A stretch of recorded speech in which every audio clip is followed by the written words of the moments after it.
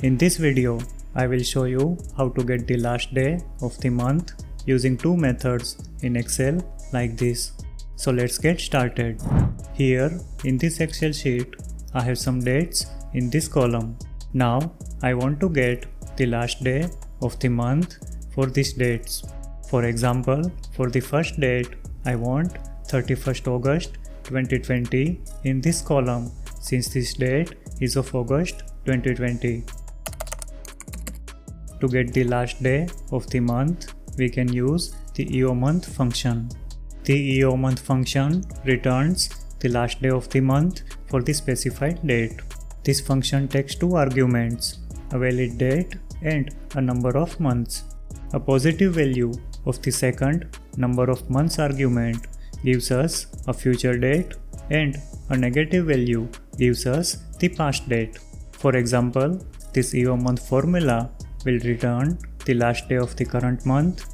This EOMONTH formula will return the last day of the next month, and this EOMONTH formula will return the last day of the previous month. Let's start the formula by typing an equal sign in the target cell. Now type EOMONTH followed by an opening bracket. Select the cell containing the date as the first argument. Since we want to get the last day of the current month, type 0 as the second argument followed by the closing bracket. This EOMONTH function will return the last day of the month for the specified date. Press the enter key to complete the formula. As you can see, we now have the last day of the month for the first date. Drag the cell down from the bottom right corner to copy the formula to other cells. As you can see, we now have the last day of the month for all the dates.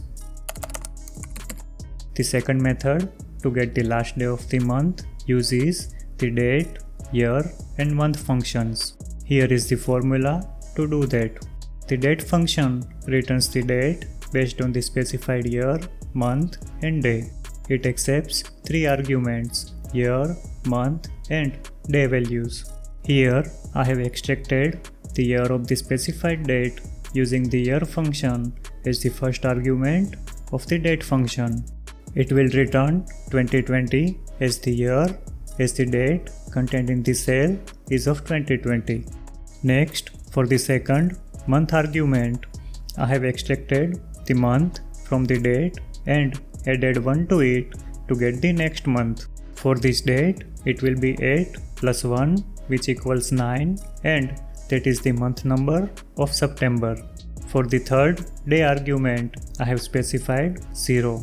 When we specify 0 as the day argument, the date function goes back 1 day to the last day of the previous month. Since I have already specified September as the month argument, the date function will go back 1 day to 31st August. As you can see, we now have the last day of the month for this date.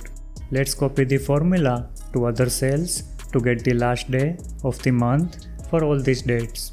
Watch these videos to learn more Excel tips, tricks and how-to tutorials. If you found this video helpful, please like the video and subscribe to our channel.